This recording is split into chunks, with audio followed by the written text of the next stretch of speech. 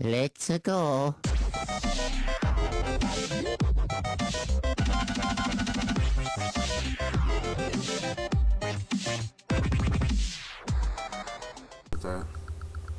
Hey guys, what's going on? It's me, the Ninja Reviewer here, and welcome to my review of Fairy Tail episode 271. Now, this episode is technically very simple, but actually very awesome at the same time, for the most part. The first half of this episode, though, just felt a little bit dragged out with this non-canon thing that didn't even happen in the manga. Basically, this little girl and this other mother of hers were being surrounded by these wizards from the Blue Skull Guild, and pretty much, them pretty much, Ward and the boys, and of course MAVIS and whatever, helped them out by creating this, cool illusion magic thing that actually scared them off. But then we find out that technically that, that they were making sure that they weren't part of, evil and stuff like that. They want to make sure they were not with Blue Skull and using magic for, evil and stuff like that. So basically, they bring him into Magnolia, and we see, she explains that pretty much Magnolia was more of a peaceful time at Matter. Everyone would come from all different cities, from festivals and stuff, but it was until when the Blue Skull pretty much took over is when shit got real, and it was hard times living, especially because they were high, top-class magic guild, and they were pretty much just taking over, and they were pretty much just hurting people. They were pretty much just basically just rootless motherfuckers, just blasting people for no reason, killing their own father pretty much out of cold blood.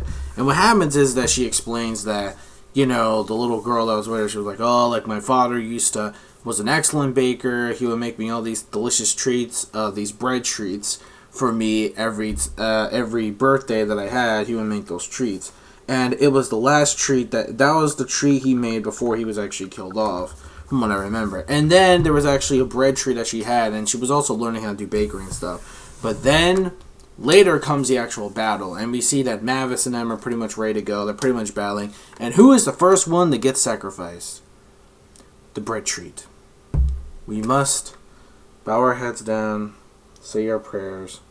Let's remember a moment of silence for that delectable, delicious, brave bread treat.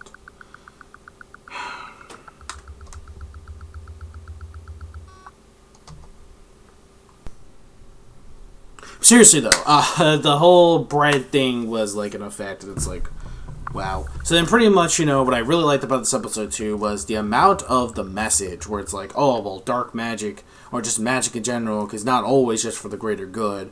There are times where it could be used for evil. And it's pretty much, because MAVIS really wants to get revenge, because she really wants to get that important treasure back for Tenryou Island. And the problem is that these guys are just having magic skills, while these guys have barely zero magic skills themselves. Except for MAVIS, because the only thing she has is just illusion magic. So pretty much when she was attacking the guys and stuff, we see that pretty much holy shit, this got a one-man army. Dude, I don't think we have a chance. Then the master just comes really, you called me for this? They're just fucking... Yeah, the master looks pretty hype. I like his design. I like the whole metal face thing that he's got going on with the glasses. He looks cool. I really like his design. And I really did he just, exposed MAVIS. MAVIS got exposed, bitch! And he did.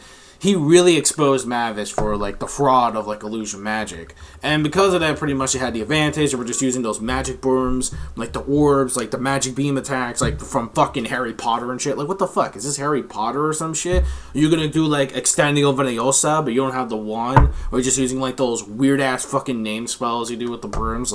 What the hell? But mainly, though, they were pretty much outnumbered. Hades lost his fucking eye. So now we know exactly how he lost his eye during that. Was basically because the attack of what he used actually backfired from one of the wizards. That's bam, and it fucking just hit him directly straight in the eye. Ooh, that's gotta hurt. And by the way, and also there was this one scene where they kind of edited it a bit. I can not edited it, but censored it a bit, kind of. Not really censored it, not to the extreme, but I believe we're supposed to see a bit more blood coming out. But instead, either way, you'll still see, a big... Well, either way, the big-ass hole is still there, but, barely that much blood, which is weird. Because apparently, one of the dudes shot the old man that was trying to say, like, alright, well, because they were trying to ask him some questions, and he says, like, there's nothing here that I can really ask you, but, when it comes to Blue Skull, it's like, what I'm about to tell you is, like, a really, once ancient history about this, like, city, and then all of a sudden, like, BAM! He gets, like, fucking shot through the chest by a fucking magic beam, and we just see him pass out, like, with a big-ass hole in his fucking chest, and he pretty much just, like, passes out. So, that's some, like, Dragon Ball Z Raditz shit right there. So, pretty much, yeah, so, that was pretty crazy. Mavis and them were pretty much outnumbered. They pretty much, they were just like, fuck it, we rage quit. We ran. Mavis was, looking all cute, being sad. And it really sucks because Zera really did want to help Mavis out, especially from all the difficult times they survived to even become survivors of Tenryou Island. So, it makes sense. But, because of that, though, that's pretty much how the episode ends off. And then, the preview for the next episode looks like pretty promising, because not only are we going to see Zeref, but we are going to be but we are finally going to see the 3 amigos, the 3 Wheeling boys, finally get their fucking magic abilities. And it's going to be pretty fucking sick. And I cannot wait. I cannot wait. This shit is going to be cool, man. Like, oh my god, we're finally going to see the Thunder, yeah! Which I can't wait. So that shit's going to be pretty cool. Finally, we're going to see them not becoming bitches and actually more better use with magic. So I really can't wait to see how their magic training is going to be and stuff like that. But anyways, that's pretty much it. The next episode looks pretty promising, especially that one scene. So it looks like that scene is still going to be kept. Yeah, for some reason, the whole lolly bath time thing didn't really make it in all the way, even though it did, but it wasn't like naked. They were just in bathing suit. Chill out, not a pedo. I'm just saying. It's weird, but whatever. I can tell now that Japan is trying to play it safe, as I like to call it. Play it safe, which is probably what they're trying to do on broadcast. But I'm pretty sure once the uncut DVDs start coming out, Blu-rays and DVDs will be coming on out. I'm pretty sure we will have an uncut version. Maybe the same thing with Urza, with the whole Calcul thing, and maybe the same thing with fucking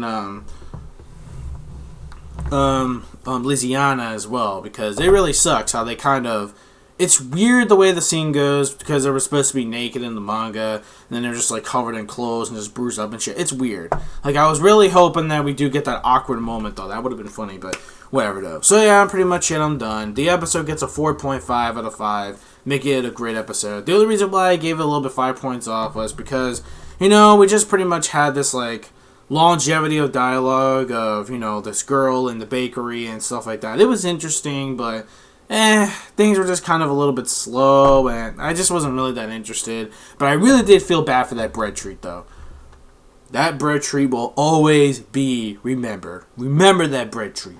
Remember him. He was a fucking hero, dude.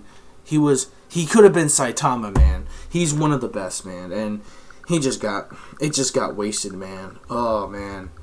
I could just remember, man, that cute little smile that Mavis had, man, when she was holding that bread tree. Then it gets fucking destroyed.